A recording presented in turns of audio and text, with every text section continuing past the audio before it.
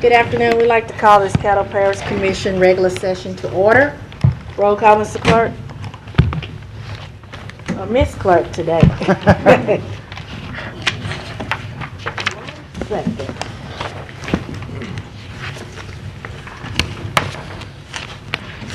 Roll call, Caddo Parish regular commission meeting, October 17th. Commissioners Dominique, Johnson, Williams, Lynn, Bowman, Baker. Here.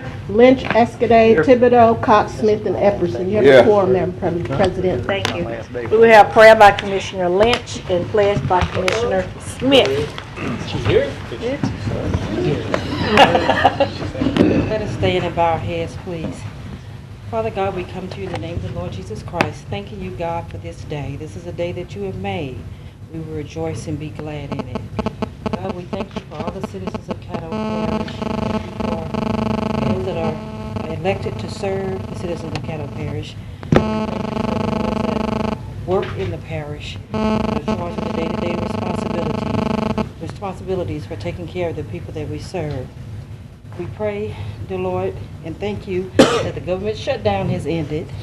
We pray that you will continue to work with those in Washington, D.C., give them wisdom. God, we also thank you for this being Breast Cancer Awareness Month. We pray for those survivors, God, that you continue to bless them. We pray for those that are going through treatment in various stages of the disease. We pray that you will strengthen them, God. And certainly we pray for those who are survivors of non-survivors of breast cancer. We pray for those families, God. In these blessings and others, we ask that you will continue to look down upon us and bless us. In Jesus' name, amen. Amen. Amen. Turn and face the flag and repeat after me.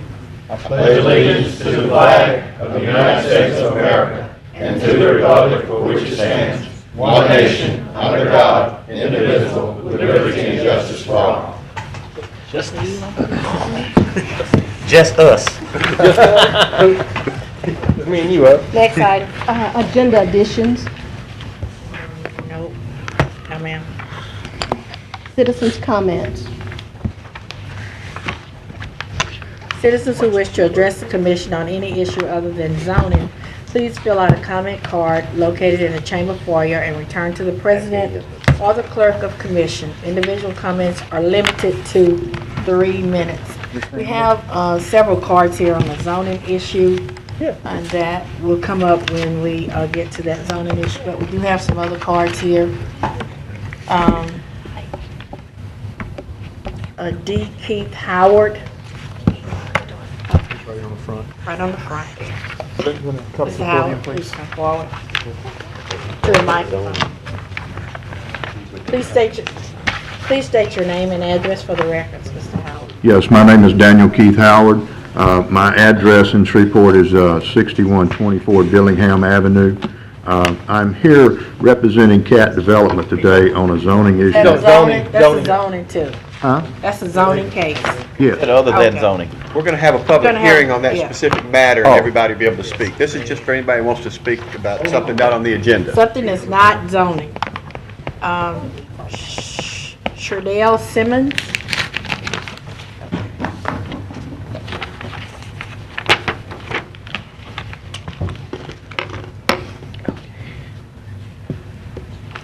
Good afternoon. Please state your name and address for the record. My name is Sherdale Simmons. My address is 266 East Linden, Shreveport, Louisiana, 71104. Good afternoon, again, Caddo Parish Commission and community members. My name is Sherdale Simmons again. My family and I relocated here about 1.5 years ago when my husband took a position as a research scientist at the Health Science Center.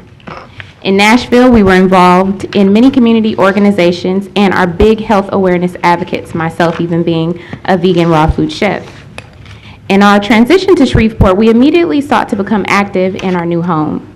As such, we have been forming relationships with various organizations and small businesses. Through these relationships, we found that there was a disconnect between organizations and the people who can benefit from their services.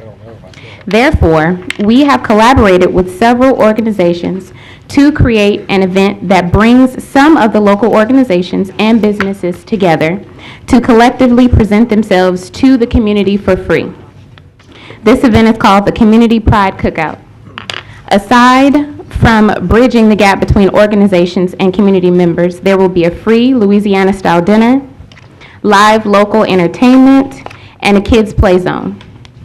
We hope to make this a reoccurring event, including even more organizations, businesses, and community stakeholders in the future. I am personally inviting everyone on the Caddo Parish Commission and my Shreveport citizens hearing and seeing this. Please come join us this Saturday, October 19, 2013, at 5403 Virginia Avenue, Shreveport, Louisiana, 71108, between the hours of 2 and 6 p.m. Thank you. Thank you. Do you have a flyer on that? I do, yes. Give us the date again. Can It's you pass October- the flyers out to us? Yes, it's October 19th, so this Saturday. Well, let me, just want to, Give it to us.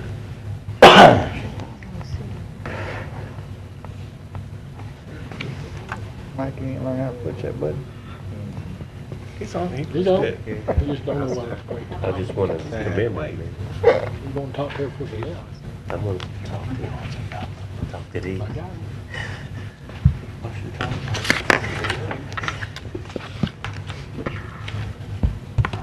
What's her name again?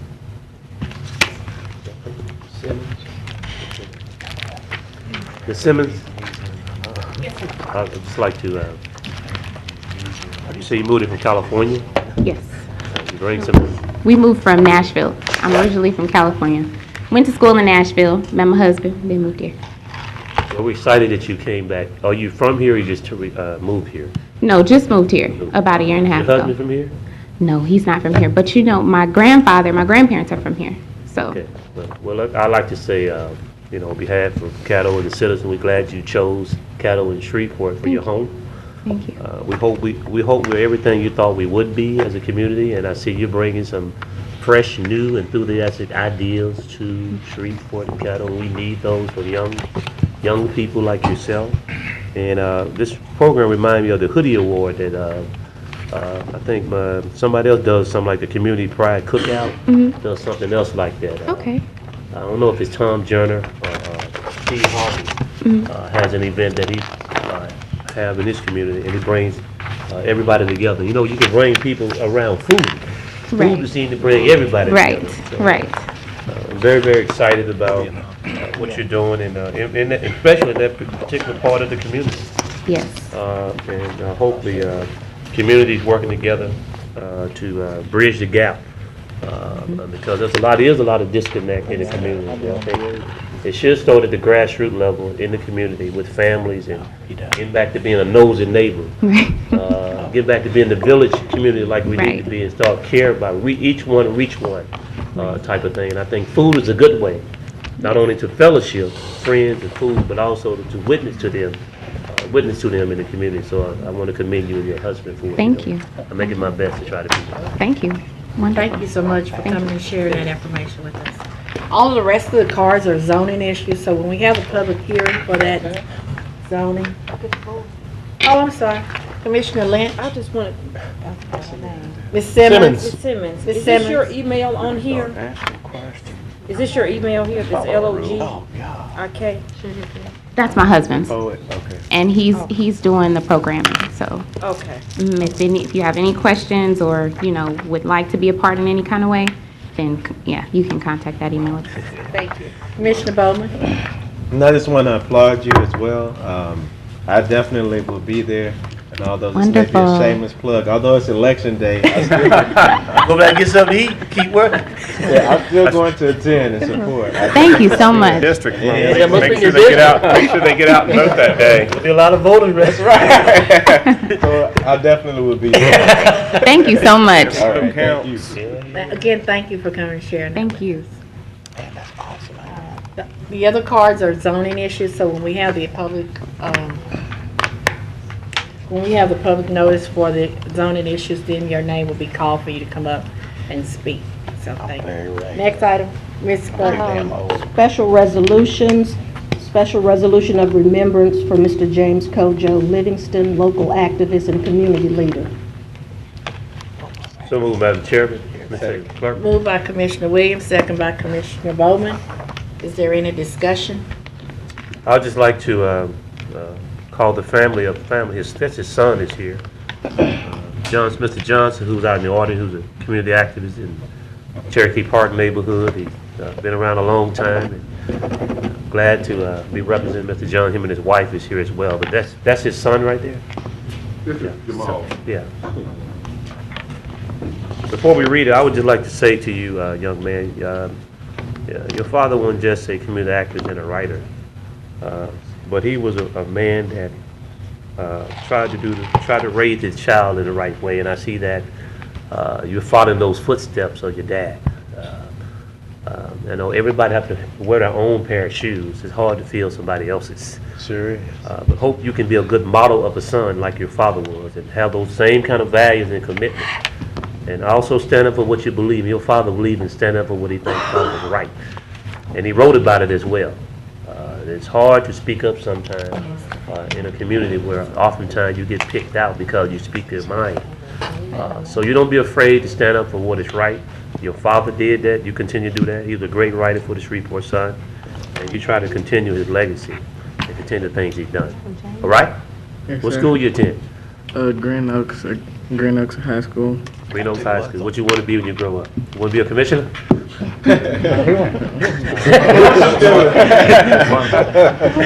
He's shooting higher than that. Yes. You go in the military? No, sir. I plan to produce a movie. A movie? That's good. We need some young African American directors. I'll play one of you. I'll play the clown for you, okay? That ain't a stretch either. You want to make the audition? An Oscar for that one. He's gonna get nominated. Be quiet, or you want to keep going? But you go ahead and read. I just wanted to say we appreciate what your father Everyone contributions he please made to stand. our country and to the community. I see that you're off to a good start. Want to read it? Please stand. Resolution of remembrance of Mr. James Kojo Livingston.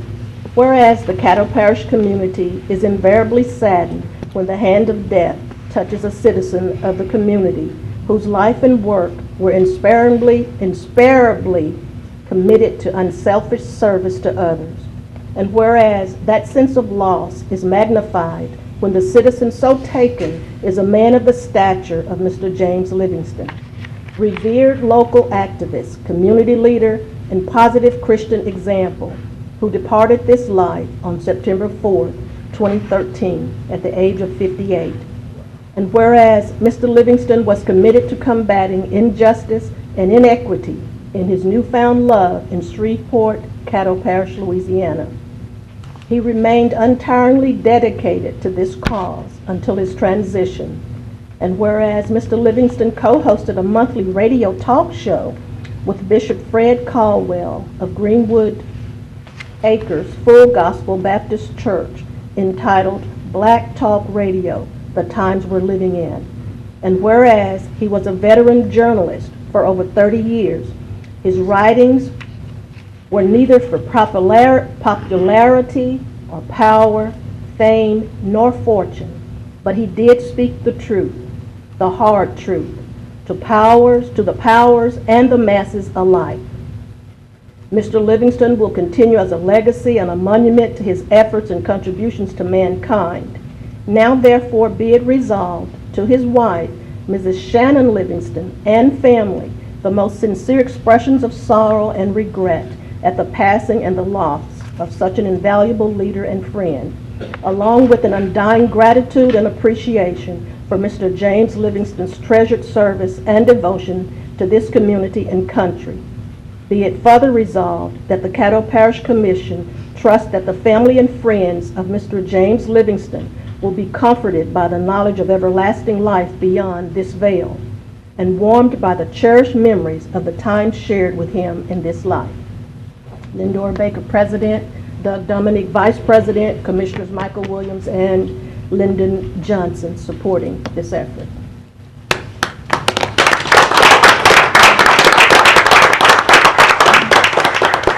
Let me just say on behalf of the Caddo Commissioner, our President, our Vice President, all the officers in this country, that we appreciate what your family, most of all your father, made the contribution to our great country that we live in. Hope you continue that, following in his footsteps. God bless you. Thank you, sir.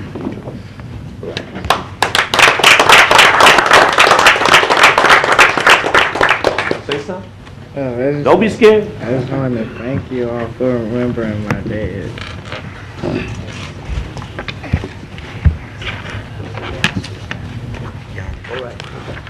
And I appreciate y'all very, very much for being, having that people.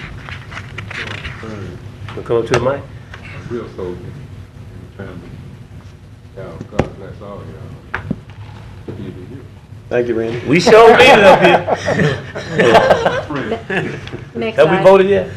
Oh, we didn't vote. We didn't vote. I'm sorry.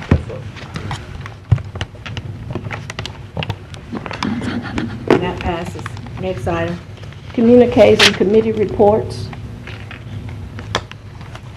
I just want to commend the Economic Development Committee for a successful Economic Development Summit that was held this Tuesday at Intertech 1. It was very informational and very fruitful, so I'd like to thank all of you that supported the efforts for your support in the event. Commissioner Thibodeau. Yeah, I put before each of you an employee performance evaluation for our administrator and for our commission clerk, and I would ask that you complete these and return them to me at our next work session. I appreciate that. Commissioner Williams. Thank you, Madam Chairman. As I was reviewing the evaluation that Commissioner Mike Thibodeau put before me, I couldn't help but to ponder on not only our parish administrator and our parish clerk being evaluated, but there are times we know that the charter allows us to appoint a parish administrator. And also the parish administrator has the authority to select those in positions with the approval of the commission. I just want to commend especially Assistant Administrator Randy Lucky. Whenever you ask Randy Lucky to do something, do diligently, he gets it done. Absolutely. I don't care what it is. He don't come with all the excuses. He have the solution to his philosophy. He told me, I want to be solution oriented, and he gets it done. And I just want to thank you for hand selecting him to be an assistant administrator. However, there are those that work in other directors I have a problem with when it comes to due diligently when the people need help. Their help is urgent. It may not be urgent to you at the time, but when people call up, they are in despair, they have lost hope, and they call on their government bodies to be there when they need them. That's right. And oftentimes, those that serve in these high places, sit in these chairs and get these big salaries, don't understand the plight of the people when they call. And sometimes we think they serve us, but we really serve them. People elected us, they are our bosses. We got this thing wrong. We serve at the pleasure of the people, and it's humbling. And we should be grateful that they had enough audacity to even vote for some of us the way we act. We need to stop being dictators, and we need to start being public servants. Even the people that work in these offices need to be public servants as well. When people call down there and want help, I want them to get help, not excuses. Don't delay their situation. Them people are hurting. And they look for results from the people they elect. And if we down here getting elected and we ineffective, they gonna vote us out. But people that have position down there, they keep their job. How would you like to get voted out of office when we get voted out or voted in? You think about some of the things you do down here for these people. You'll be a little more concerned and sensitive to the people down here. So I hope, I respect our ministry doing a fantastic job up and beyond his, but there are some of your people in your position down here, some of your staff, they need to get a new attitude, like Commissioner Lynn said, they need to hit the reset button and recognize they work for the people of Caddo Parish and not themselves.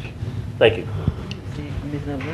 Commissioner Epperson. Yes, I'd like to announce that may I have your attention, please? That the Veterans Week Celebration Committee will hold a press conference this Friday at 2:00 p.m. at the Salvation Army Boys and Girls Club on Greenwood Road. We have all 4 governmental entities that's on board. Bossier Parish, the city of Bossier, the city of Shreveport, as well as Caddo Parish. Everything is falling into place real good at this point in time. The new Louisiana Department of Veterans Affairs Director, Director Rodney Alexander, will be here in person in the parade. We have the lineup almost complete. We're going to have the Brigadier General Sheridan, who is a female. She's the second in command of the Louisiana National Guard. She's going to be the Grand Marshal and the Speaker. Our program booklet is in the final stages, so if there's anyone here that has not received, had a chance to turn your ad in, you can do so today to myself or Ms. Samuels. It's going to be a very good parade and honor ceremony this year. We're going to reverse it this year. The Hearst Coliseum was taken, so we were going to have it in Louisiana State Museum, but we found out that's too small.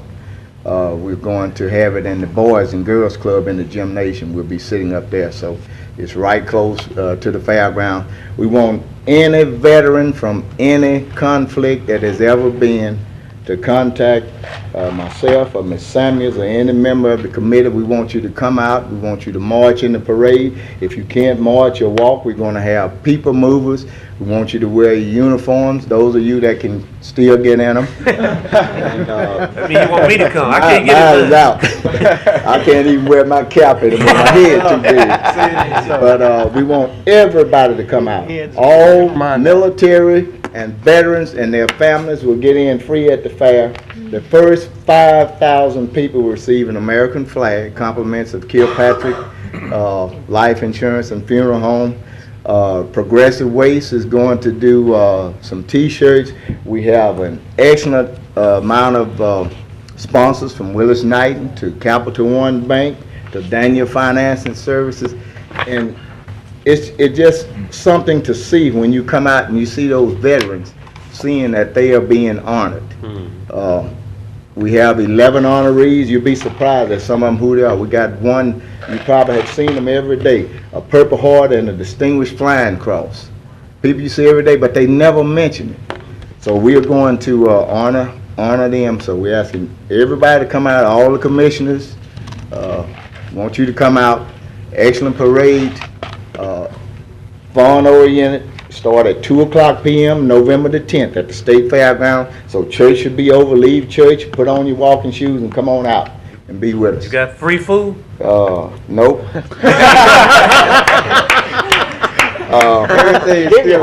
Also, the next meeting of the Veterans Week Committee will be Friday, October the 25th at 10 a.m. in the large boardroom in the back here in the Commission's office. We're asking anyone that would like to help participate in finalizing everything, please feel free to come down.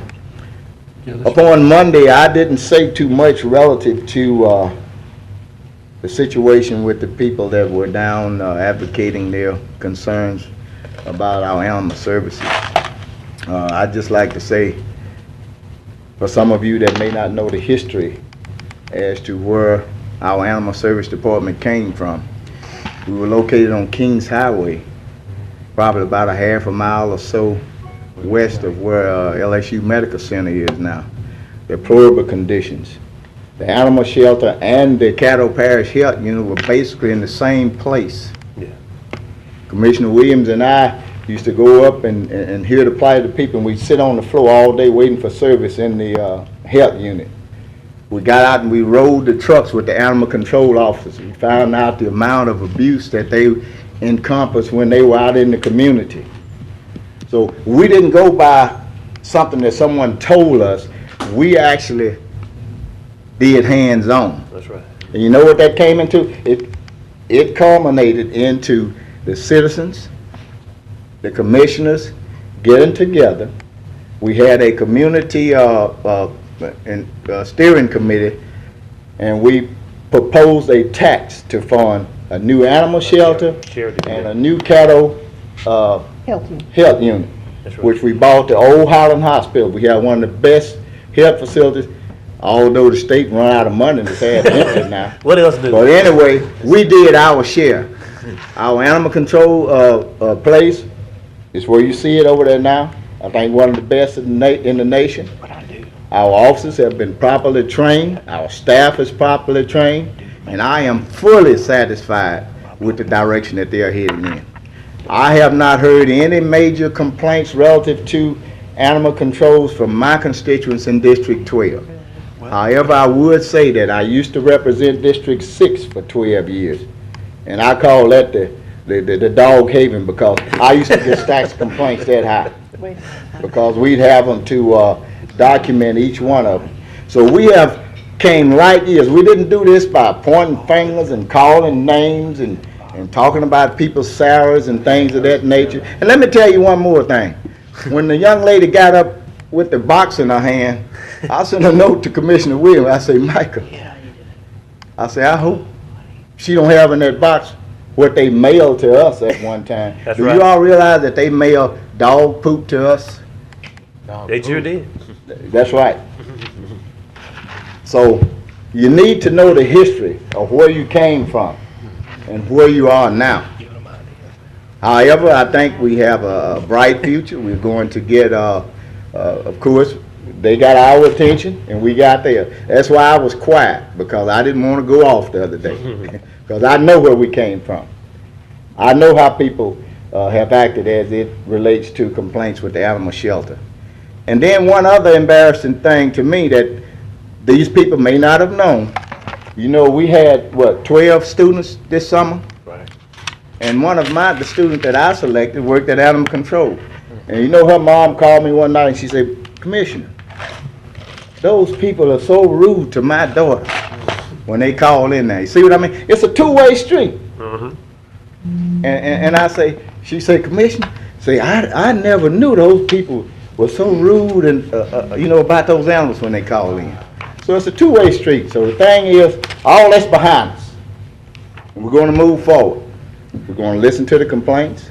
We're going to do what we can to make sure that we have a bright future without any name calling, a finger pointing, a denigration, anything of that nature. Right.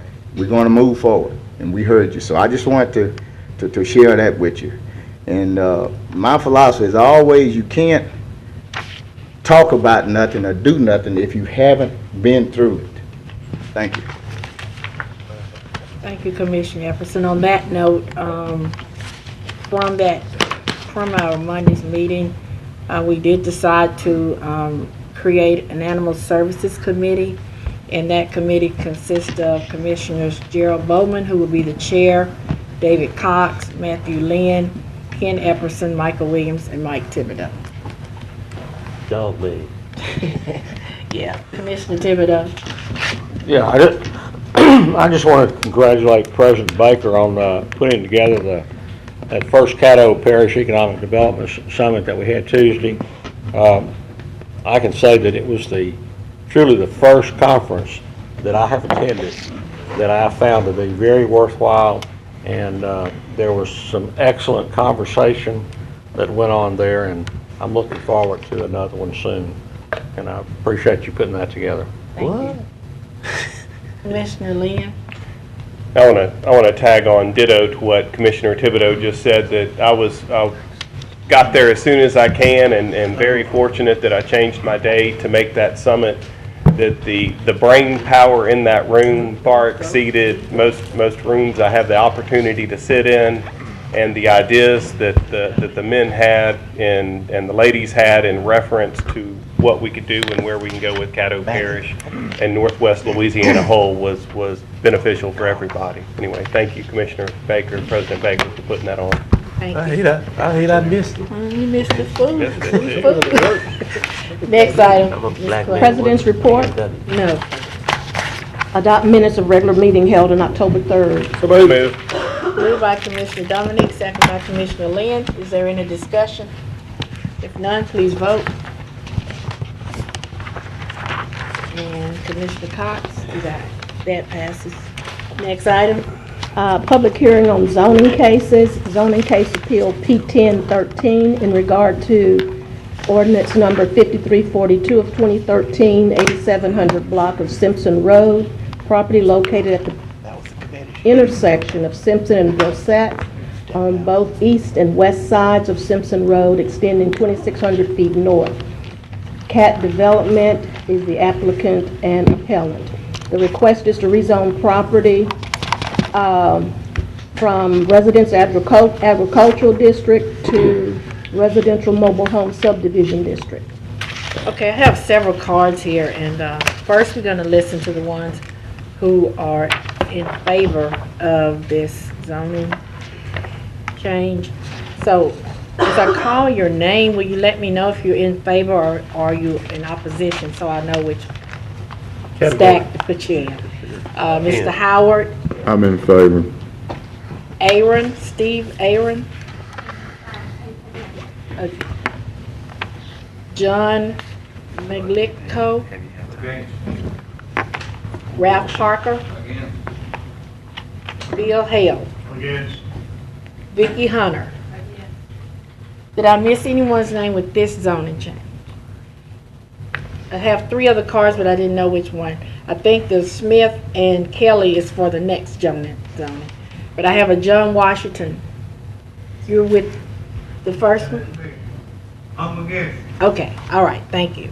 So, Mr. Howard. He ain't got his hand. I'm sorry. Can I get a point? Okay, what are we going to offer? The ones that's in favor of it will speak first. Is there a time limit? 15 minutes? Total And 15. a total of 5, 3 Yeah. minutes or whatever, Yeah, total total 15 minutes. 15 minutes. 3 minutes, I mean, it's total of 3 minutes, 15 minutes for the whole. Total. Yes, for and against. Okay, thank you, Madam President. My name is Daniel Keith Howard. I live at 6124 Dillingham Avenue in Shreveport, Louisiana. I'm here representing Cat Development. I think before you commissioners, I had distributed a piece of paper on this case. What it did is the opponents on the case identified their concerns. One concern was property values. These lots will sell for the minimum price of $22,750. It's going to be manufactured housing. It's not mobile homes. It's not single-wide mobile homes. It'd be manufactured housing subdivision. I also included a set of subdivision covenants on another subdivision that we developed in Graywood Manor out in southwest Shreveport out off the Colquitt Road. The people were concerned about property values. When you're appraising a property, if you own a brick home, you do not use a manufactured home or a mobile home as a consideration in that appraisal. You only use apples to apples. So this would not affect that. I brought a map also to show you that the people that are in opposition to this, a large section right here on Whispering Pines, these people live over a mile away from the property that's concerned. In a mile radius of the property that's concerned, 75% of the housing is mobile homes or double-wide mobile homes that exist today. The other thing they talked about was traffic. 95%, they said about the 2-lane roads, 95% of the roads in Caddo Parish are 2-lane except for the I-49 and I-20 and some other 4-lane roads, but 95% of the roads in Caddo Parish that exist are 2-lane roads. They said something about the sewer. All the sewer systems will be individual treatment plants that will be under the guidance of the State Health Department and the sanitarian. They worried about runoff. There would be no runoff. There are no oxidation ponds. It would be sprinkled sewer, which the ground is real sandy and would absorb any of that. Water, we have a permit from the state DHH to drill 2 commercial wells to put in a commercial a community water system. We also own Eagle Water. We're the largest independent water company, independently owned water company in Caddo, Bossier, and DeSoto Parish. The other thing is they were talking about declining values. There should not be any declining values in their homes. They talk about the environmental runoff. There is no environmental runoff. These people are talking that are the opponents to this. They don't want a subdivision. I'm going to build the subdivision. Our decision today is this going to be manufactured housing or am I going to build for houses? If I build for houses, I'm going to build 11 to 1,200 square foot single car garage homes that a lot of people call 235 homes, but I'm going to develop the property under the Caddo Parish standards. The zoning commission, the MPC, turned us down, and they said that it wasn't conducive with the neighborhood. I just told you there's 75% of the houses around there in a 1 mile radius are mobile homes or double wides. The other thing they said that we didn't follow the master plan. Well, in the master plan, it says in the rural areas that you will have large lots. These lots are 100, the smallest lot would be 125 by 200, which follows the Caddo Parish ordinance. I would think that that's a large size lot. We intend on making a nice community for people to live in. These manufactured housing will run between $150,000 to $175,000 plus for the homes that will be out there. We're going to have heavy subdivision restrictions. We will follow all the rules and regulations by this governing body to make this a nice subdivision, and we will accept any recommendations that you may have that may help us do that to make it a better community. This is a rural area, and the people that are opposing this just don't want anything. Well, they're going to get a subdivision whether they want it or not, because I'm complying to the ordinances of Caddo Parish. The decision here today is it going to be manufactured housing or is it going to be small homes? That's the decision that they're going to make themselves. But we will accept any suggestions that the commission might have that we need to do. Okay, so are you finished? Yes, ma'am. Okay, is there anyone else here to speak in favor of this ordinance? Okay, now those who are against this ordinance, Amy and Steve Aaron. The total time for against is 15 minutes. So it's 6. I have 6 cards, so you have to break that 15 minutes up into 6. My name's Amy Aaron, Steve Aaron. We live at 9040 Simpson Road. We live just a few hundred feet from where this man is proposing. And although there are some manufactured homes, they are on acres of lots that someone could some point buy and build a brick and mortar home. Whereas this, if it is a manufactured home subdivision, if it can be moved in 24 hours, it's mobile. I don't care if it's a double wide or single wide or whatever. And as far as the appraisal of a property, that's true. The appraisal, what they come and they compare it to another house that size. When someone comes and looks at your home to purchase it, they look at what's around it. If they see brick homes, a neighborhood with foundations, people look at that differently than a mobile home park next to them.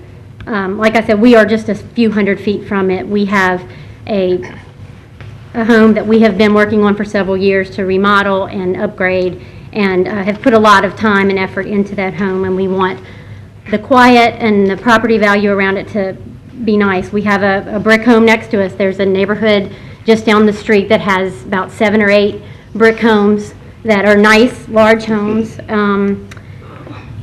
The traffic is a big thing. We're not opposed to anyone developing land or building a neighborhood. We don't want a mobile home park. Because once it is that, then no one's going to take a piece of that and build a regular home and then next to 5 other mobile homes. We are concerned about the noise and the extra traffic, all the cars. I think the lots on that mobile home park was 150 or 170, if I remember correctly. That's a lot of cars. That's a lot of traffic that we don't have now. Let's see. I think I got everything. Is that something? You got it. We dealt with the water table. Yeah. Don't know how that works, but anyway, I'll let some other people talk. So, thank you. Thank you for listening. Thank you. Mr. John Malitko. No. Please state your name and address for the record. My name is John McGlicko. I live at 7242 Whispering Pines, Shreveport, 71129. I am opposed to this development. We came forward as a group last time from the community, a rural community, no doubt. But we came here united. We had a petition. Everyone that lives within any reasonable distance, we asked if they were in favor or opposed. 100% of the people that we spoke to in the community, whether they lived in a $300,000 home, which is less than 500 feet probably from this property that he's desiring to develop, very nice homes going up. Those people were in opposition. People in my neighborhood, Whispering Pines, we were opposed. People who do live in the double wides, they're opposed. We've got some neighbors that have been living there for years, generations. They're opposed. We do not want the type of development that he is offering in our neighborhoods. We brought our concerns before the Metropolitan Planning Commission. They heard our concerns. They heard his favorable comments. We got a unanimous decision to deny his request. He has appealed, just like he's desiring to follow the rules. We're here to follow the rules. He has appealed. Once again, that community is united. We are here in opposition of a trailer park. You can call it what you want. He calls them manufactured homes. Every home is manufactured some kind of way. We're not in objection to a nice site-built home. But if you jack that sucker up and you drive it down the road, it is a trailer. He wants to move 200 trailers into our neighborhood. We do not want that kind of development. Now, that's our opposition. We're here today to ask y'all to just uphold the decision that the Metropolitan Planning Commission made. There was an ordinance that Mr. Epperson had passed that we weren't even aware of. I believe it comes into play at this time as well. The first action that you as a commission is going to take is to override an ordinance that he just had passed to stop this kind of development. The reason that ordinance needs to be on the books and the reason there is a way to oppose this is because they realized many years ago that there would be opposition to undesirable development. This is an undesirable development. We do not want a trailer park across from $300,000 homes or my $250,000 home. Those are our concerns, and we ask and plead with you to just uphold the wishes of the community. You've got one individual, never contacted the community, never showed any interest in the community until he bought the land, raped it of all the timber, and now he wants to put a trailer park. That's what we're opposed to. Thank you. Mr. Ralph Parker?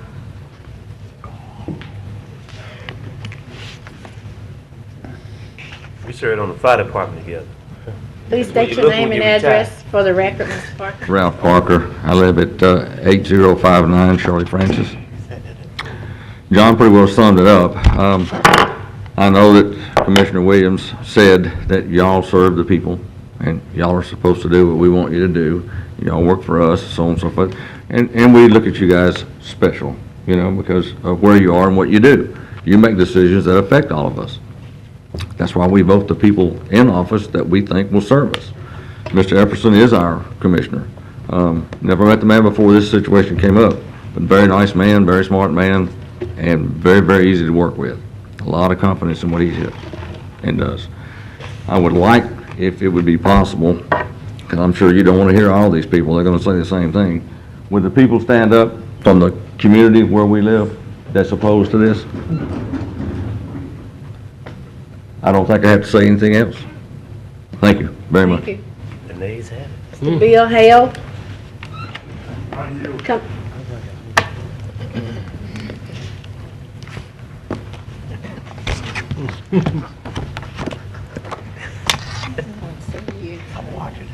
Please state your name and address for the record. Bill Hale, 8025 Shirley Francis Road. Okay. I yield to the comments Mr. Maglico made. He couldn't have said it any better. Okay. I couldn't say it any better. Thank you. Thank you. Ms. Vicki Hunter?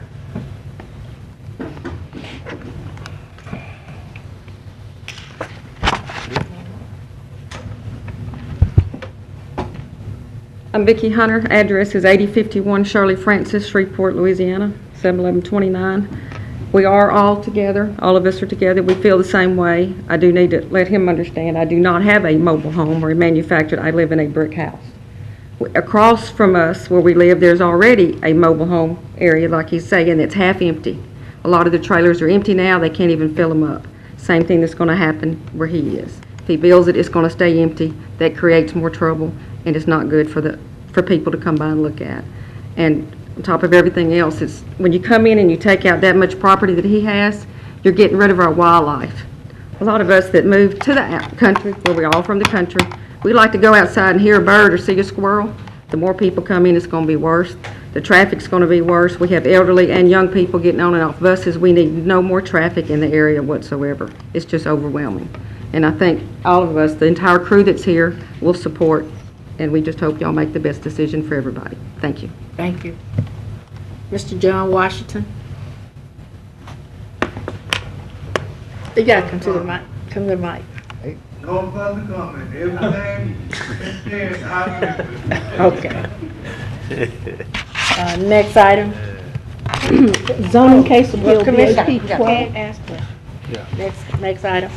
BAP 1212, property located at 3456 Villa Avenue on the west of the south end of Villa Avenue, Audra Jowers and Jory Carstanino. Is there anyone here Applicants. to speak in favor of this ordinance? Favor? Okay.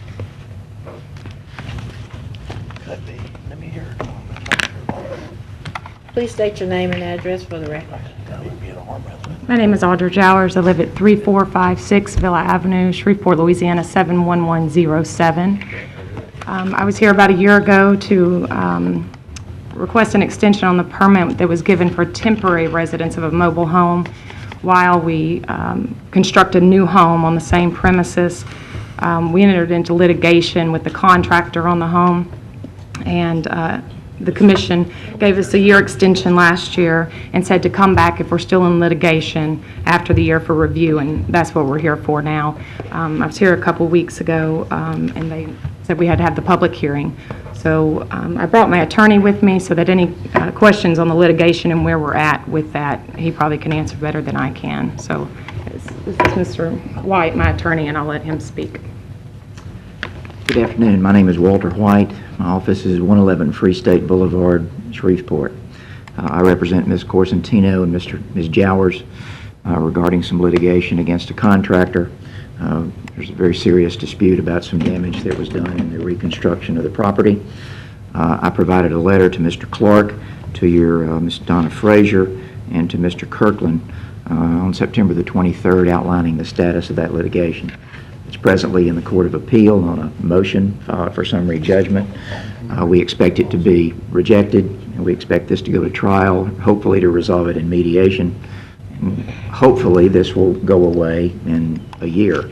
I won't kid you, I'm a very poor predictor of time when it comes to litigation, but we would hope that this would be resolved within a year, but it may go longer. But that is the best estimate I can give you. These ladies are living in a mobile home on this property where which was placed there following the tornado in 2010 that destroyed it. What are your questions? No, sir, not right now. Last question, just a minute. Is anyone here to speak in opposition? Have Ms. Lita Smith.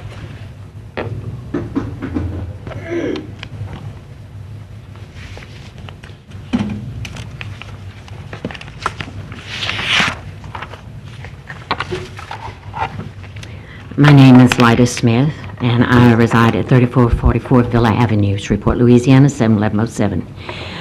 This is the second time around, y'all, and I hate to disagree with the lawyer, but the tornado struck in '09.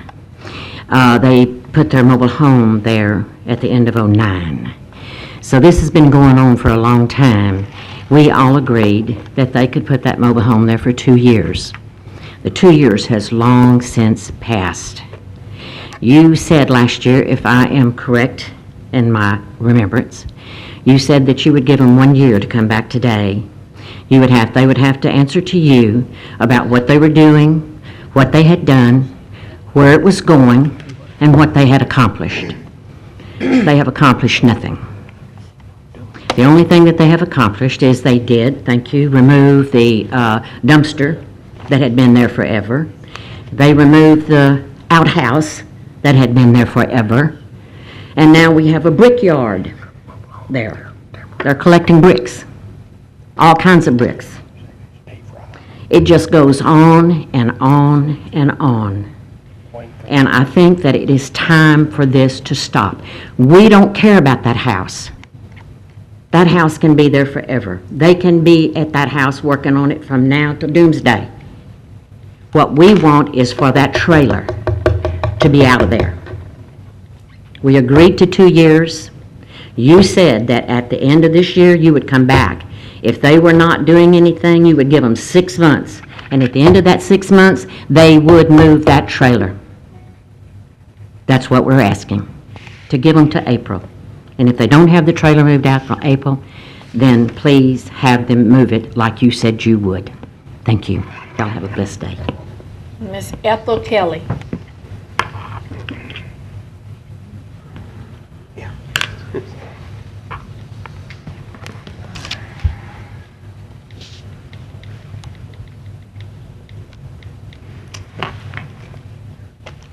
My name is Ethel Kelly. I live at 3454 Villa Avenue. I live next door. And it was good to hear that Mr. Williams said that you work for me, because it's time for you to work for me. I have been a good neighbor up until the tornado hit, and several months after that, and when we got into the moving the mobile home in there, I signed in good faith to let them stay there 2 years. It took a suit to get that house built. Now they're suing the contractor. Now they're suing me because I have kept them from having happiness and a good life. I could go in and tell you lots of things that they have done for me, but the main thing is I've been under a lot of stress. Now I have a pacemaker, a life-dependent pacemaker, headed in May. So I'm please asking you, I've lived there about 25 years. They've been there just a very few years, and I would really like to be able to see the rest of the lake that I bought the property to look at. So I beg you to consider my plea that I would really like to have this. I'm 83, and I may have to sell my property. I don't know whether I could have my property, anybody would buy my property with a mobile home there. Thank you very much. Thank you. Next item. Public hearing on ordinances, ordinance number 5343 of 2013, amending the budget of estimated revenues and expenditures for the economic development and the oil and gas funds in the amount of $500,000 to fund the Biomed Research Foundation's Entrepreneurial Acceleration Program. Is anyone here to speak in favor of this ordinance? Anyone here to speak in opposition? Next item. Ordinance number 5344 of 2013 to change the name of Joe Motors Boulevard to Antone Boulevard and to otherwise provide with respect thereto. Is anyone here to speak in favor of this ordinance? Anyone here to speak in opposition? Next item. Ordinance number 5345 of 2013 declaring certain adjudicated properties to be surplus. Is anyone here to speak in favor of this ordinance? Is anyone here to speak in opposition? Next item. Zoning ordinances for final passage. Ordinance number 5342 in regard to zoning case P1013, 8700 block of Simpson Road. Request is to rezone property from a residential agricultural district to residential mobile home subdivision district. Move to uphold the ruling of the Metropolitan Planning Commission. Second. It's been moved by Commissioner Epperson, second by Commissioner Williams to uphold the Metropolitan Planning Commission. Is there any discussion? Yes, ma'am. Commissioner Epperson? I'd just like to state that I've met with both parties. I met with Mr. Howard, met with Mr. Parker, that basically represented the people that were in opposition. And it's sort of ironic, I was just sort of touring my district. I went to Bethany and then I worked my way on back down Simpson and Brosette, went into the neighborhood over on Parker, down Shirley Francis Road, and I noticed the particular piece of property that they are talking about developing into the manufactured home facility. And, you know, I just looked over there, and then I looked at the houses over on the other side, real nice homes. And if I go back to my tenure as commissioner in District 12, I think I was elected in 2007, took office in 2008. This has been one of the main concerns that has come up to me as a commissioner, as far as if you want, you know, manufactured homes or mobile homes or trailer homes. I sometimes look at it and based upon the concerns of the citizens, is almost putting a square peg in a round hole, you know. Some of you may realize, some of my colleagues, in our property standards meeting where I had taken pictures, and I have a number of pictures where we have homes built on site on concrete slab foundations that are brick, over 3,000 square feet, valued at $250,000, $300,000, $350,000. My home, which I built about 10 years ago within District 12, I noticed when the appraisal come out, they cited about 4 or 5 homes within a 3-mile radius of where my home was. So other homes within that particular radius does affect your property. And each time that I travel down 220 when I go through Bossier, if I'm going east to I-20, I go that way, and I look over in Bossier and I see all those nice high roofs on each side of the road, those big beautiful homes. And then if I go south on 171 up around the new North DeSoto High School, the Griffin, I see all those big houses, nice, consistent. And then I come back in Caddo Parish and I see some nice ones. Then I see something here. Then I see a tin top here on a shed. And I see no driveway. It's not a matter of being against manufactured homes or trailer homes or those type subdivisions, which many of you know that on Shirley Francis there are 2 excellent manufactured home facilities in place, am I right? And a lot of those have been there for some time, very well maintained. However, I, along with the constituents, think that it's a place for these, and it's a certain area and a certain amount where these would no longer be conducive to that particular neighborhood.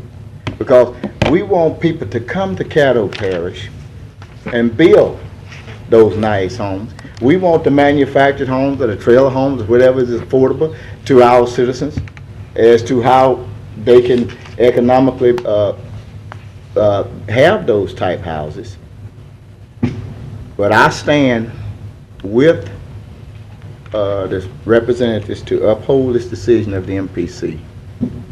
And you know, we had an ordinance that was passed, and I had no idea that this facility was being contemplated to be located there, because I was just, this is an issue that my constituents, out of all the time that I've been commissioner, going on 8 years, had concerns about. That's why that ordinance was placed on the book. The city passed it, and then the parish passed it. So therefore, I would ask that you would go along with the requests of the citizens of that area and my request, and also with the ruling of the MPC to uphold their decision. Thank you. Okay, Commissioner Williams, you the second? Yeah, Liam, I'm not. I got, he's not on the second. Yeah, I think, you know, Ken pretty much summed up the majority of the comments I was going to make. And, you know, we don't want to appear that manufacturing or trailers do not have a place in our society, because we know some people can't afford $400,000, $500,000 home. They might can't afford but a $50,000 trailer or a manufactured home. So one size doesn't fit all, and I think we need to keep up with the integrity of our communities, and that's why we're trying to create this master plan for our community to ensure that we have reform our laws, our ordinance, and our zoning, because a lot of it is gerrymandated where you got a commercial business right next to a manufactured home. They're outdated and antiquated, and I'm glad that we have a new movement to address this issue that's been going on for so long. So everybody can, so we can get along in our neighborhoods, in our community. We won't reduce the value of our property values. And we all can coexist and live in a community and feel safe and have a better quality of life. So we don't want to sound like we're mean against manufacturing and trailer parks. We're not. But we want to be able to live within the confines of our policy and our charter. And, you know, the people who we serve at the pleasure say they don't want some. Well, we shouldn't do it. We should stand with the people. I think there is a place where we can have that. I mean, Caddo is big enough to create a new subdivision with trailer park throughout this parish. Very rural, a lot of rural area in this community. And I feel that this may not be the spot or the location for that, because the people have rose up and spoke about what they don't want in their neighborhoods. I wish other communities do more, even in the urban areas. That they would rise up and speak about what they don't want in our neighborhood. The slumlords, the liquor store, the pawn shop, the gambling, the drugs, the gangs. I just wish we had more community partners like this particular community, that people would rise up and address issues facing their community, be a sounding alarm about these kind of problems. So I want to commend the community for standing up, coming down, taking the time out to come down, and boy, this is how governing works with the people. So I will be supporting that with Commissioner Axel as well. Thank you.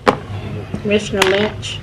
Yes, I have a few questions and comments. One is, I have a couple of questions of the developer.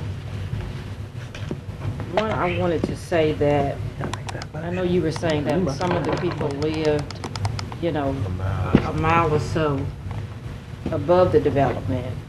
But I want to make sure, you know, that everyone understands that the MPC notice area is within a 5-mile radius. The MPC notice area is within a 5-mile radius. When there's a, you know, when there's an issue pertaining to zoning. No, ma'am, I did not. I thought that that radius was much smaller. No, it's a 5-mile radius because, you know, understanding that the impact, you know, is not just, you know, necessarily just right by. Yes, ma'am. What you're looking at doing. The other thing I wanted to well, I'll get to that. Can you just explain to me, you're saying that it's a manufactured housing versus a mobile home. How are you distinguishing? There will not be any single-wide mobile homes. These houses that will come in here are houses that were built under the HUD, VA, and RD standards. Now, again, they come in on wheels, but they're put on a concrete foundation and everything, and then we put subdivision restrictions that the porches have to be a certain way, like the subdivision restrictions that I left there for you. We put if you have strong subdivision restrictions, you get to keep those neighborhoods nice. If you don't have those restrictions, you don't. I'm just trying to make sure I understand. You're saying that the difference between the mobile home and the manufactured home is that it's one has a concrete foundation? No, ma'am. A manufactured house is built to certain HUD, VA, and RD standards, rural development standards. Just a double-wide mobile home does not necessarily have to be built to those standards. All the homes in this subdivision will be built to those standards and will be on concrete foundations. Gotcha. Are those going to be what you're proposing, is that private streets or would that be private? Those will be public streets. They will be built to Caddo Parish specifications.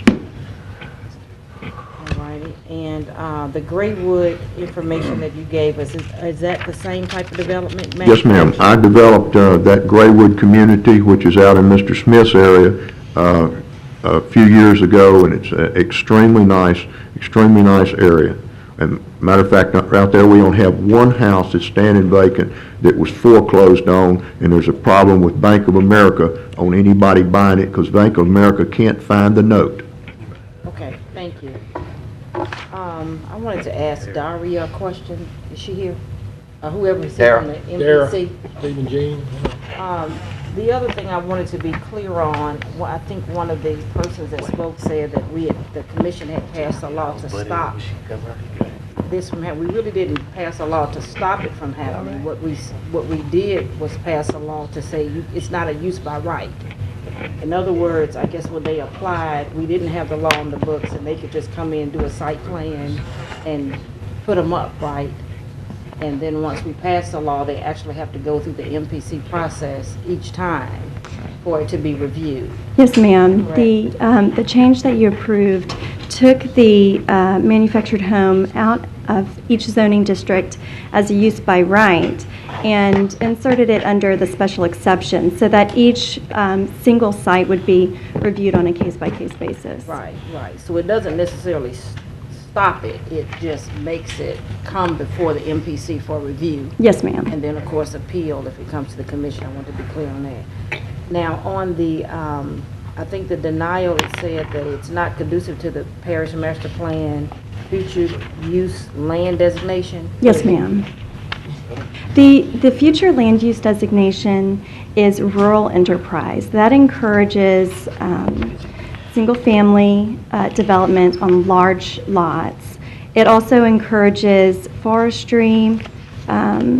If there were to be residential subdivisions on smaller lots, it encourages conservation subdivisions, which is a technique of clustering homes on a larger area, in a larger area, and by clustering those homes in certain areas, we're able to preserve some of the open space, perhaps some forest or wooded areas, if there's some sort of pond or lake in the area, just trying to preserve some of those natural features that are typical for a rural area. It also encourages nature, recreation, and a variety of other things.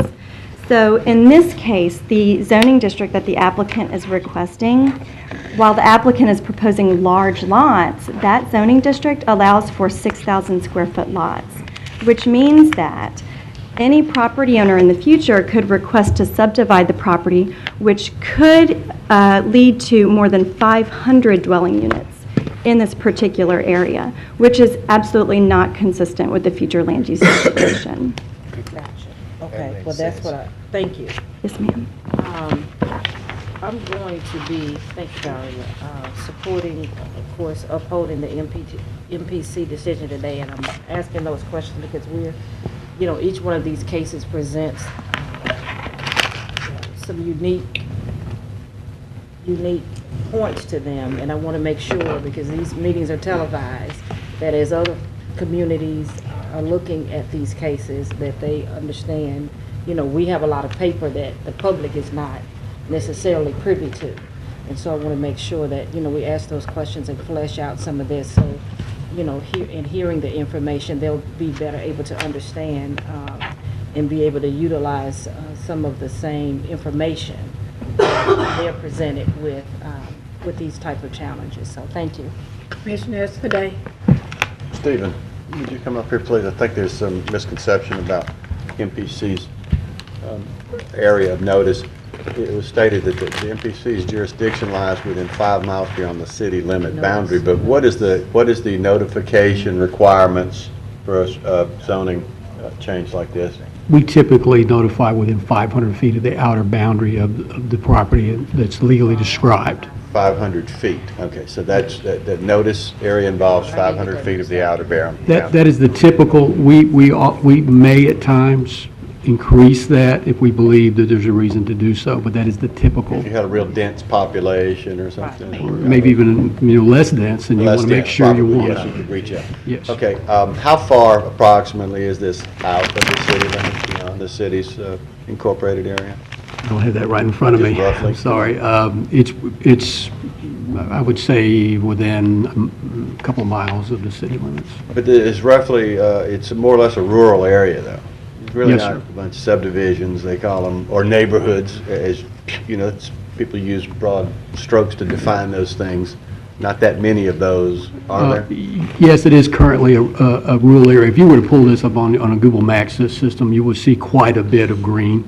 And it's very rural in character. Okay. That's good, thank you. Sir, please.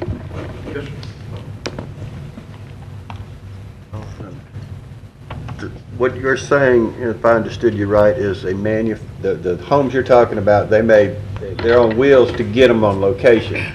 Right, sir. And they're taken off the wheels and they're placed on a slab?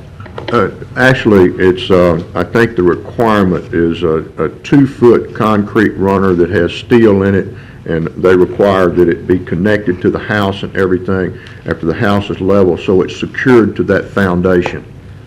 Okay, so you're talking about a slab, poured slab with footings. Are you talking about a floating slab, which a monolithic type foundation, or you know? Okay, Is it anchored it's into the slab? runners. It's runners that are under the house that where they block up to the beams, and then it's secured to the foundation of that manufactured house, so that it meets a wind resistance of 150 mile an hour wind it's supposed to.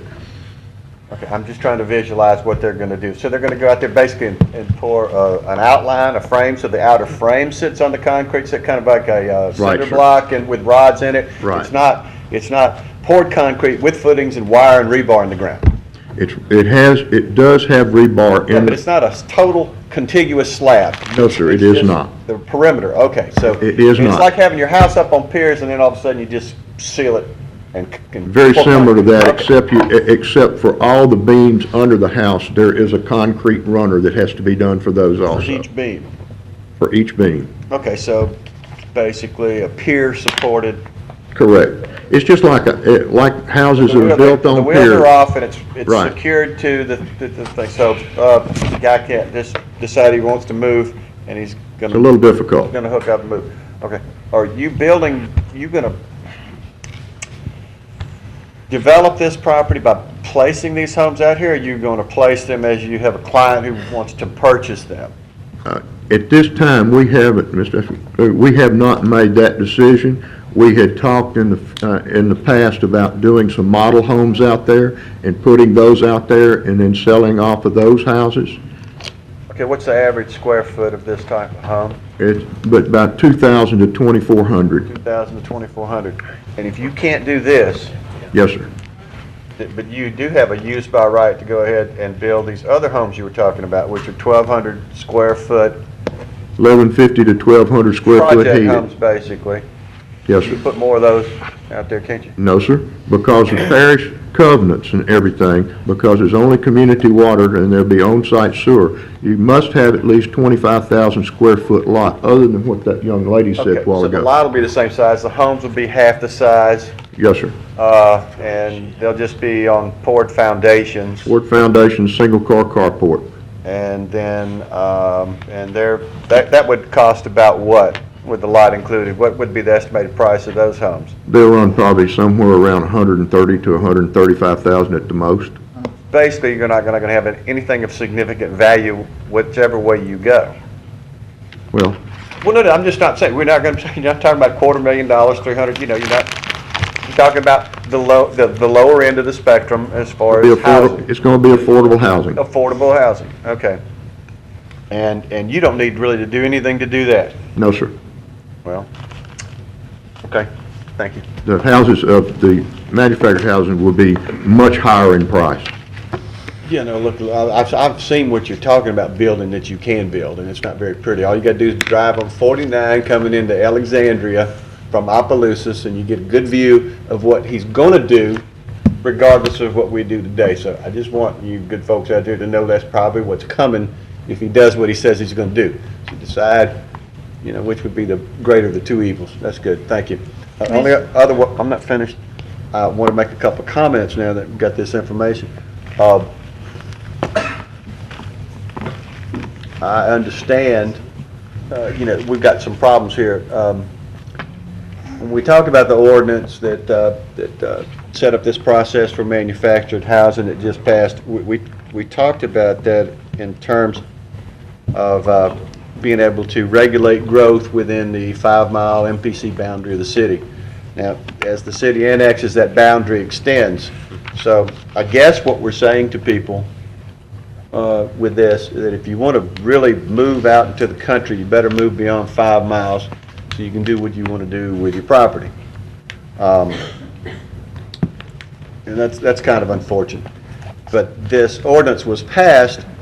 Zoning ordinances are different than ordinances against crime and things like this. This was passed with an appeals mechanism put in because there's no perfect ordinance and every situation is different. All circumstances are different. That's why there's an appeals process. That's why it may, as defined by ordinance, it may be the law. It is not etched in stone the way it was written. I'm going to support upholding the MPC's decision only because, well, for 2 reasons. One, I want to show support for the citizens, but secondly, I want to caution you about what you're probably going to end up with. You know, if he does what he can do, you know, then it could potentially be worse. But that's it. Thank you. Commissioner Cox. And John basically said what I was going to say. It's a lesser of two evils for you residents. Yes, y'all have homes that range from $200,000 to $350,000. That's great. You worked hard for it. You deserve it. Fine. But as time goes on, and you are in that 5-mile or the rural part of Caddo, let it be known to north, south, east, and west of Caddo Parish, people are moving out. Developers are finding land and moving out. Not always are you going, not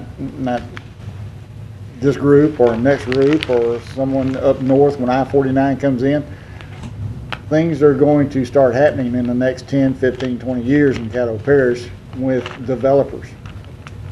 Bossier went through this same thing in North Bossier, and now they are feeling the problems at hand because you had people that went out there and bought up land, put nice houses, and across the street, now developers coming up and putting up mobile homes without proper zoning. But zoning is everything, whether you like it or not, from Vivian down to Shreveport, from South Caddo up to Southern Hills. We are going to have to do this on a case by case, but let it be known. We have a lot of developers out there and a lot of land for sale. We are marketing Caddo Parish to bring subdivisions in. Why? Tax base, more people in Caddo Parish. We're building Caddo Parish. We don't want people to go to Bossier or DeSoto. We want them to stay here in Caddo. So like John just said, you may win this battle, but you may lose the war because you're going to get something. I see a guy shaking his head. You got to understand, this man's already told y'all either the homes go in, the modular homes, or the small homes. Now, really think about this. 1,000 square foot home. That's either 3 small bedrooms and a bath or 2 large rooms and a bath, or an apartment size. When's the last time y'all went into a 1,000 square foot apartment on a piece of land that size? It's going to look bad. It's going to look awkward. But we're here to represent the people on a case by case. Now, we had a case that come up on Campus Drive where the developer wanted to put a mobile home park next to the industrial park. And you would have thought we'd done shot the Pope because we went for the developer. Okay? So you want to be the first, you won't be the last that's not happy either with what you get or what you could have had. Okay? So when you leave here, feel happy about it, but watch what you get. Down the road. Because down the line, there's no going back. Okay? You're asking us to support you, and I will support this. But understand, you can't come back here and say, well, we don't like what he's putting up now. That's what you asked. That by law, that's what he can do as a developer. Is it perfect? No.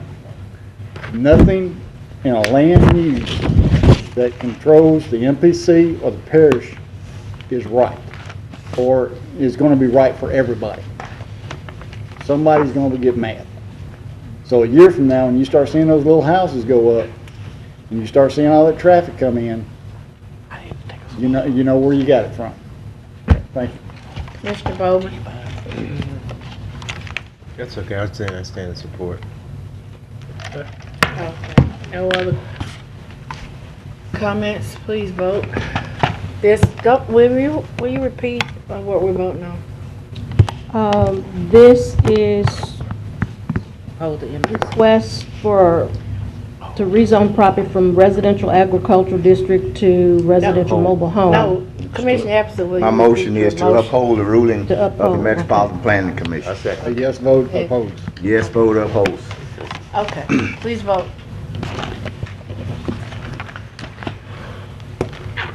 That passes. Commissioner Bowman? Okay. Oh. That passes. Next item. Zoning case appeal BAP 1212. The applicant's request is to permit an extension of the time limit for a temporary secondary residential structure. I move to extend it for another year. Second. Moved by Commissioner Dominique, second by Commissioner Lynn to extend another year. Is there any discussion? Commissioner Lynch? Yes, I had a question about the house itself. Lady, is it substantially complete? What stage of the development did it get to before you and the contractor? We're roughed in. I'm going to tell you the best in construction terms that I can. But that outside of the home is done. Doors. Excuse me. I'm sorry. We're still in a meeting. Let everybody get out. You just wait till they get out. Because we can't hear.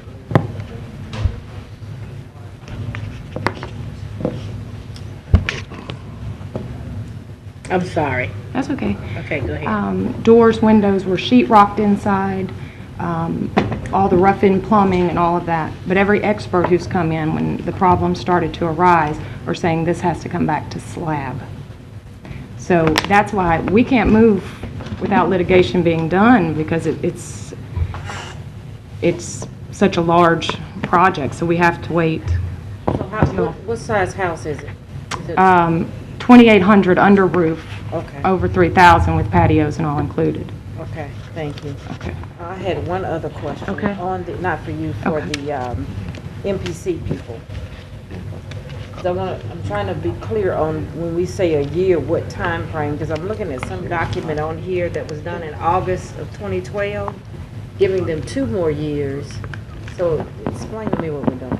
Well, that decision was modified by this body.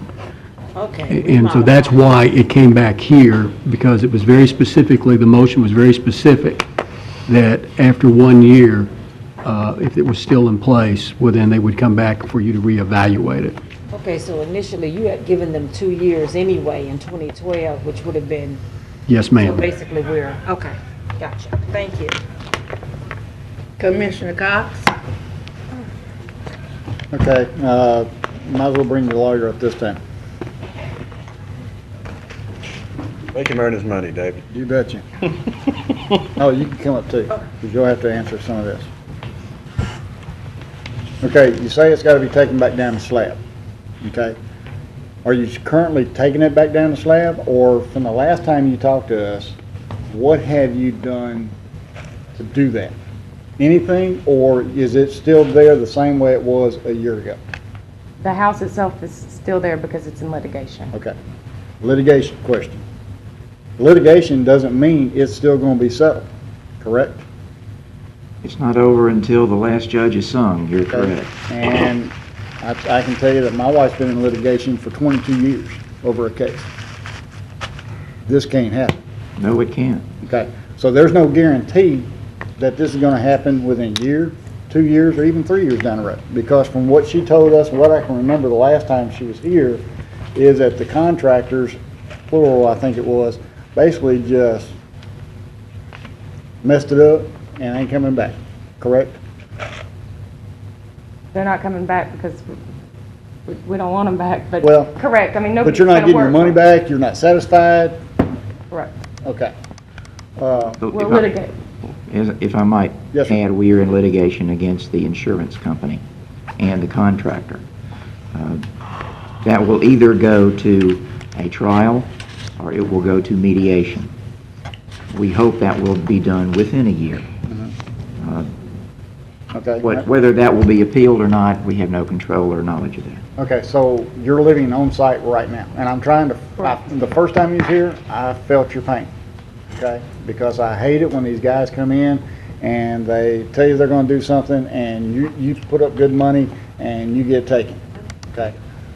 Are you living on the site because you have to live there to watch the house, or are you just living on site just to be close to it? Both, I guess. I mean, I have a mortgage on the property. Okay, well. I reside, you know, I reside on the property. But the mortgage is in litigation too, I would assume too, right? Or are you just paying it month to month? I'm just paying month to month. Okay, well, I'm sorry to hear that, because you could give it back to the bank and they'll probably say, we don't own it, you know? I can understand their side of it. They've been going through this for almost 3 years. And I haven't seen the place. Don't know. I can only remember what you brought us and what you're telling us now. But my way of thinking is, their main concern is the mobile home. If my suggestion would be, within 6 months, you either need to have this litigated or keep your property, but you're gonna have to find another place to move and make it more presentable to the neighborhood. That's my, if I was your neighbor, I'd give you a little time, which 2.5 years has been time. That's what you paying him for. And no offense to attorneys, but sometimes you gotta put a fire underneath it. And I know litigation. I just told you, my wife's been in litigation for 22 years. Okay? We understand. Divorce you? We're on camera right now, so I better not say nothing. Too late. Wait a minute. Love you, baby. On the couch. No, I'm fixing to have surgery tomorrow, so I need all the love and tender care I can get. That was good, W. Getting back, let's get serious. I'm considering your problem, but I'm also considering their problem. They have houses and, you know, they didn't get damaged during the storm. They may have, I don't know. I think they did last time you were here. Okay. I'm willing, and I'm gonna make a substitute motion, if I can. I can't now, but I will later. But from now till 6 months, you either get it done, or you'll have to move into other arrangements and move that trailer. And if you're collecting materials, I wouldn't be collecting nothing until after litigation. That's my personal opinion. You can say otherwise, but until you get something in litigation, whether you win, lose, or draw, you know, me personally, I wouldn't be spending on materials. I'd be spending on a nicer place to live while I'm getting this done. That's my personal opinion. These aren't materials that we're spending money on. No, Okay. we're not collecting that.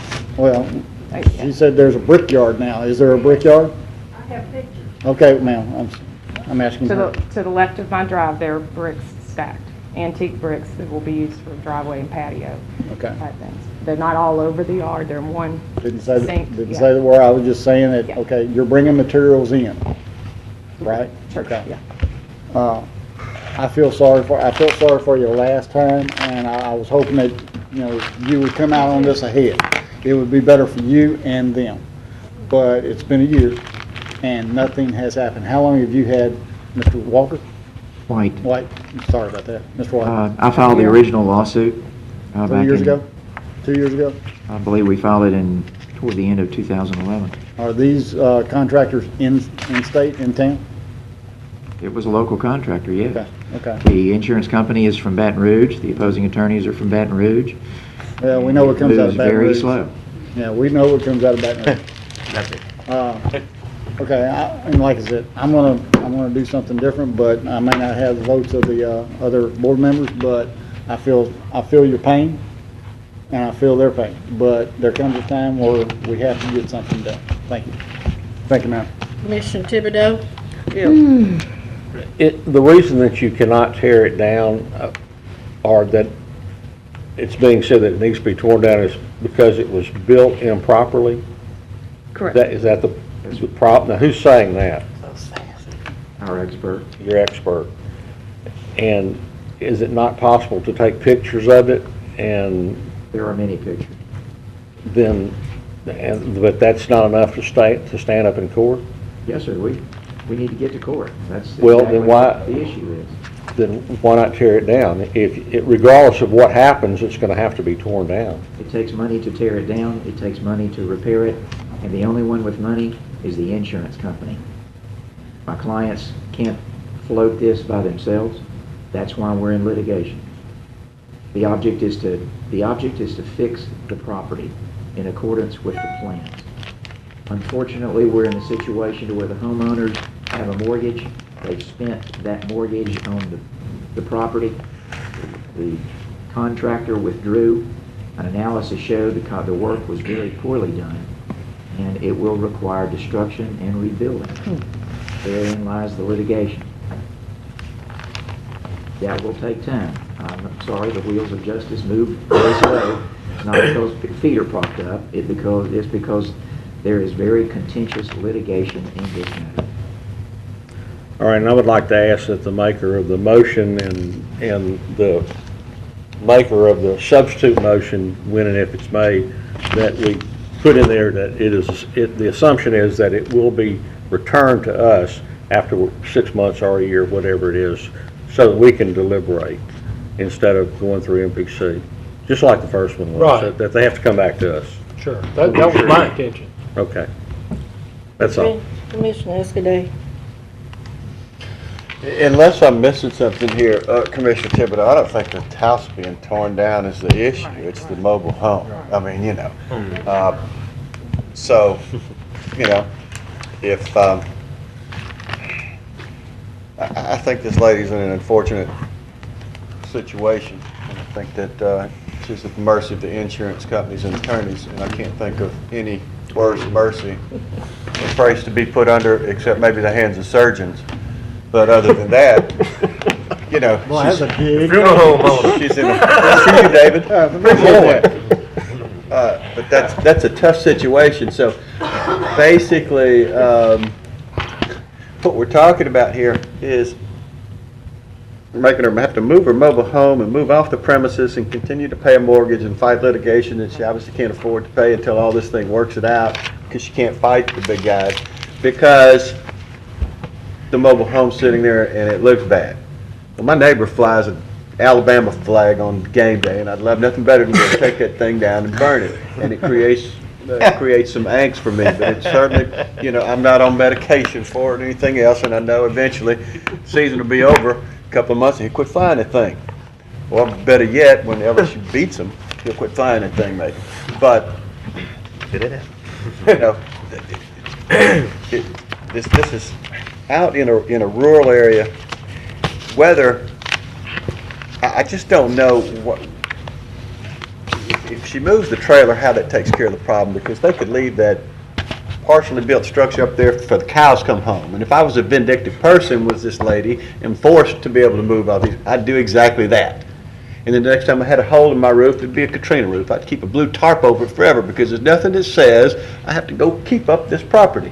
So it could be a whole lot worse than it is. I just think she's in a bad situation. I think we ought to give them time to let it work its way through the court, and ultimately it'll be decided. Just let it go through its due process. Pardon me? So, you know, I don't know what else we can do. I mean, what do you want to do? Make her move off? Nothing's going to change. Nothing's going to get any different. The view's still going to be what it is. I think this is something out of her hands. It's out of her responsibility. Hopefully, it'll get resolved quick, but I think we give her the extension. I don't think we shorten it to 6 months. The man just said it'd probably be a good year before the litigation's there. You don't know how these things are going to work. Why keep revisiting this thing? Correct. You know, let's make it a year, and then we'll come back and revisit it. And if he has not made any progress and he has no court date, hadn't had a court date yet, then that's a whole different thing. But you know, it's just bad. And the only thing I can tell you, and I'll finish on this, is, you know, I know other people who may live around it have some problems with it, but I mean, you know, what would you want done to you if it was you on this, you know?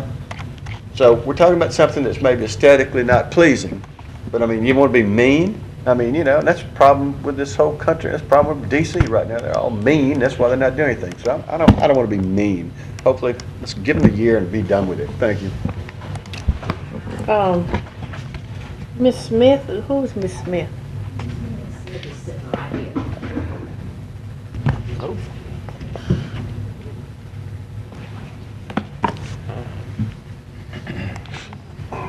Miss Smith, what is your complaint? Ma'am? What is your complaint again? Yes, ma'am. My complaint is I am tired of all of this. Y'all gave them a certain amount of time. You did it. We didn't. And I am asking you to go by what you said.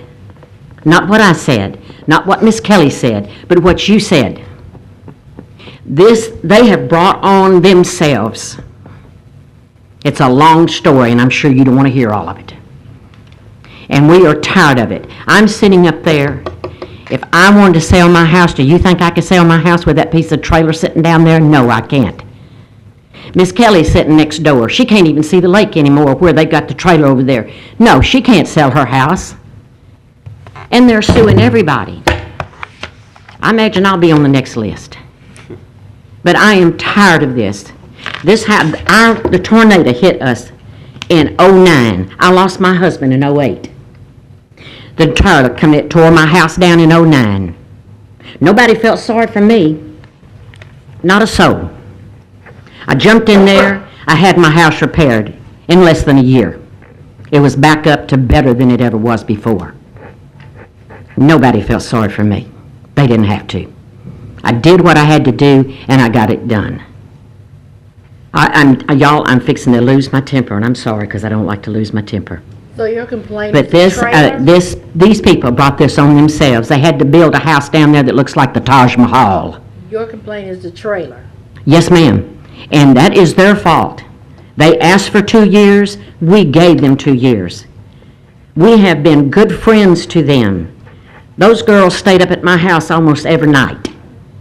I have been friends with them. I have been down there. I have mowed their yard. I have helped them in every way that was possible to help. So don't anybody sit there and tell me that I'm being mean, because I'm not mean.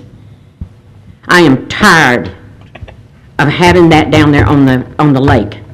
Nobody wants a trailer on the lake. Now, if they want to move that trailer and put it somewhere else, they can get in litigation. I don't care if it takes 1,000 years to get that house down. But you said 1 year, and if there was no progress made in 1 year, or wherever they were at in 1 year, you were going to give them 6 months to complete it. Am I not true to my word? And I expect you to be true to your word. That's all we ask, was that you be fair. We have sit here and we've waited patiently for 1 year for this day to come. And it's here. And I'll thank you to do what you said you would do. God bless you all, and I hope you have a happy day. Ma'am, I have a question for you. Why are you suing the residents? We had to sue. A year ago, Ms. Kelly started threatening to disconnect our sewage. Back 30 years ago, this was done by her husband and the previous owner of my home. They somehow tied in discharge lines and all of that, and I'm not a plumber, so, but she came to us and said that we need to get our own sewer line. Well, we discussed it with our sewage board, because we're on a separate place out there. We asked all the places of authority if we had to do that, and they said no. So after a year of Mr. White sending letters back and forth saying you can't just go in and disconnect, she did disconnect. So we had to sue for a permanent injunction to get our sewage cut back on. You have to sue the residents? Right, to get the sewage cut back on. You think that was a good idea? And you're asking them to give you an extension? There was nothing, she wasn't going to reconnect our sewer. It was going to cost $10,000 to run up under the road to put sewage lines in that had been fine for the last 6 years. And we were never made aware that these lines were put together when we bought the home. We were never made aware, all of a sudden after the trailer issue came up, this sewage issue came up. Okay, and, So it was sued for a permanent injunction so that after it was reconnected, she couldn't decide again that she'd disconnect the sewage. the next question is your insurance. So the insurance just quit paying you money because you're in litigation, or what? It's his liability insurance company. Who is? The contractor's liability insurance So company. you're in litigation with the contractor who quit. Right, and messed everything up. It falls under his liability insurance company. The insurance company that he's insured through for his liability. He quit, or he was not doing what he was supposed to do, or? It Were was a you mutual. your own contractor? No. You No, had a ma'am. contract? Yes, ma'am. We had a general contractor. Okay. And, he was not doing the work, correct? So you had to sue him. Right, we have cracks running up brick and sheet rock and everything else. Yeah, my house. So it falls under his liability company.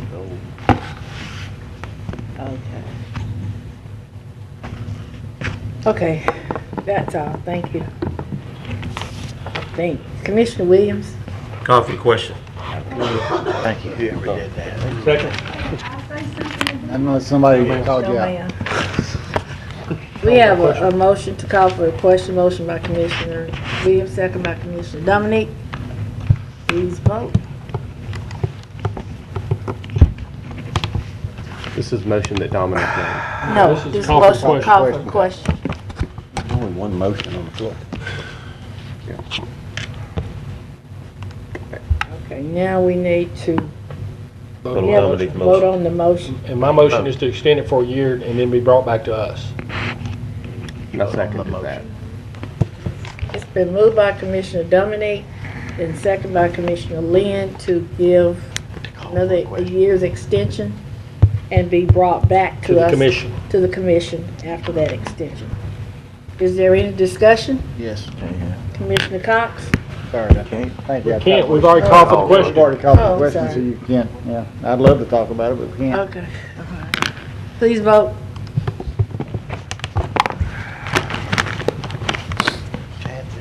And that, I couldn't see. Yes. 2, 4, 5. That fails. It doesn't pass.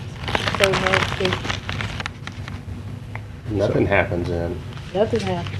And it's just free to flow. I'd like to make, It's in the MPC's hands now. It's in the MPC's hands now. That's it. Yeah, can't make a motion. Can't make a motion. It's in NPC's hand. we can't make a substitute motion? You should have did that a while ago. Well, he did, he called for the question. Yeah. I think Move on. I think it's dead in the water. Okay, so before we leave, we need to inform both parties what's happening right now, because they're sitting, they may know, but the ladies behind them don't know. It's our responsibility. Yeah, she's got to move now, I think. Yeah. Because we only did a one-year extension. Not true. Yes. No, we need to get clarification. I understand what you're saying. We need to get clarification. Be taken up after the meeting with Yeah, me. we need to finish our meeting and then we'll let them know. Don't go nowhere. Attorney, don't go anywhere. Next item.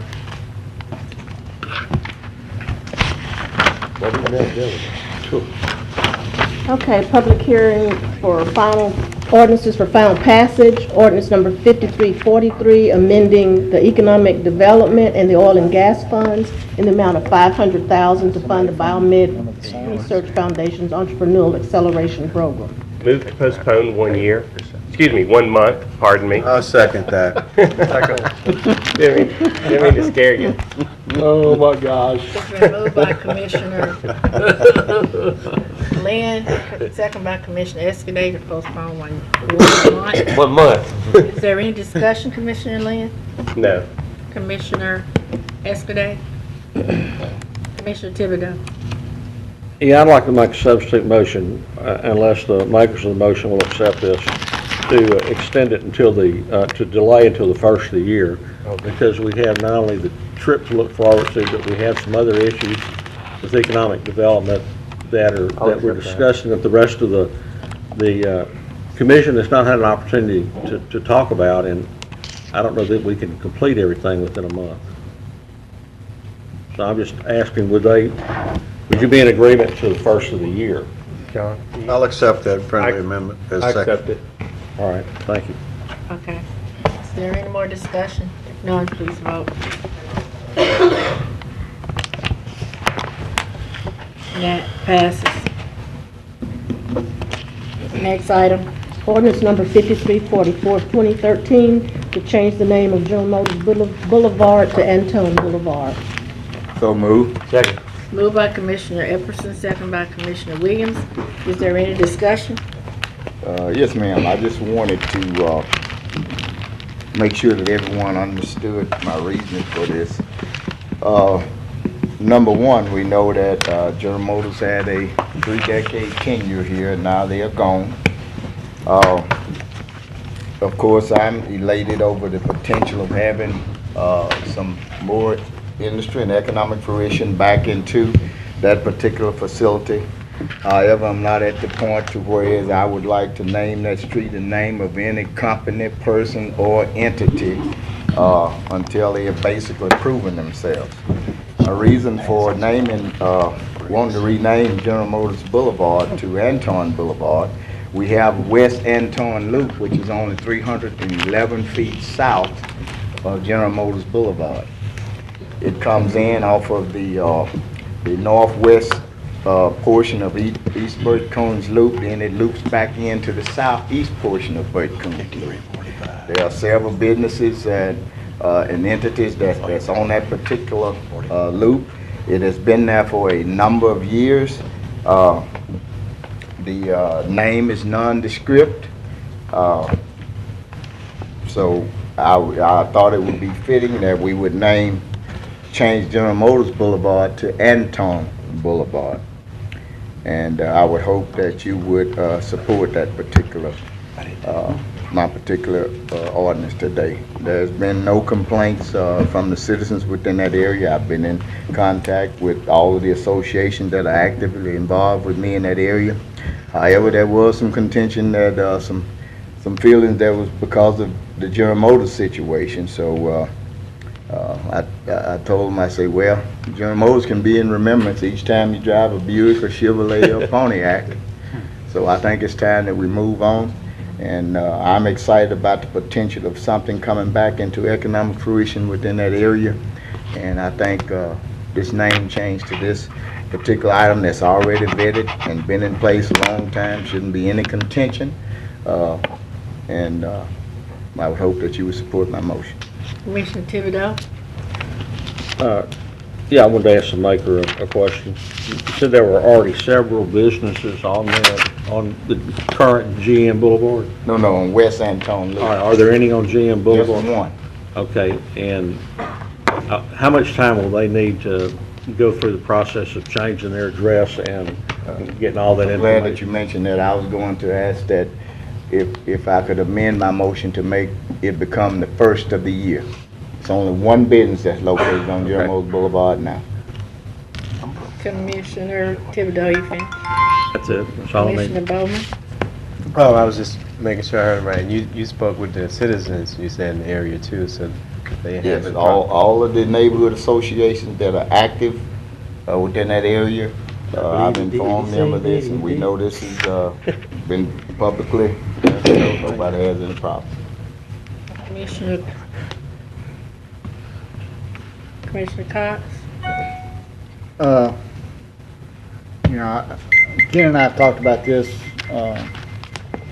not at length here lately, but the last time we brought it up. We have a lot of things going on that is going down the road toward our future on GM Boulevard. And at one time, I wanted to name it something else, and he wanted to name it this, and, I think putting this off until we find out what GM Boulevard is going to house would be the best thing to do. Not saying that it won't become Antone Boulevard eventually, but as of right now, I would ask that, we vote against this today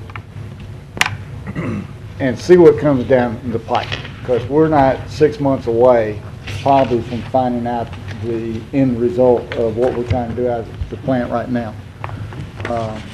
I respect the history of what Craig has done, and Craig will tell you that when he first started his stuff, I was the first one on board before any other commissioner. So I understand the history of the name. Just when it comes to this particular road, before we put all of our eggs in this one basket, let's go ahead and wait to see what comes up in the next six, 8 months. And that's the way I feel. So I'll be voting against this today, but I'm not saying I won't vote for it down the road. Thank you. Commissioner Jefferson. I disagree with you, Mr. Cox.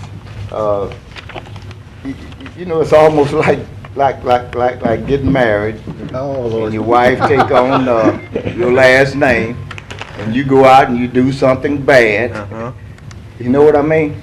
Every day. day. We have a name that is already vetted. And let me go back. This had nothing to do with C.C. Antone or whatever it is. I had no idea about that. Never thought about it. Okay, it's not a person or nothing. I'm looking at logic. You have West Antone Loop, which is located 311 feet south of General Motors Boulevard, that has been there for a number of years. I had no idea who the hell it was named after. I just think it should be consistent. Right. Now, I wouldn't want you put something in here and they put their name on, and they come in, they be a big hell of a flop. I wouldn't want that. That's egg on our face. We got something that's already vetted, makes logical and common sense. Let's move forward with that. I would respect if you wanted something in your district to be named there. You know, that's you. You vetted it with your constituent. You know, we need to respect who we are, where we are, and how we got there. And that's a problem. It's nothing to do with who Antone was. I had no idea. It just was a logical situation. And I ask that you all support this motion. Please vote. Point of information, clarity. Commissioner Epperson, you want this ordinance to take effect the first of the year? Yes, if the seconder will agree to that. Second, I'm your second. Okay. Yes, sir. All right. Please vote.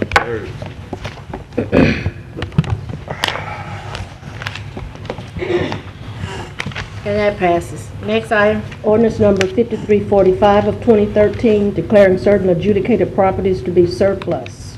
So moved. Second. Moved by Commissioner Dominic, second by Commissioner Williams. Is there any discussion? If none, please vote.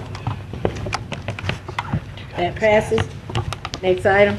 Ordinances for introduction by title, ordinance number 5346 of 2013, amending the capital outlay, riverboat, building maintenance, and the capital improvement funds to terminate completed and lapsed capital projects.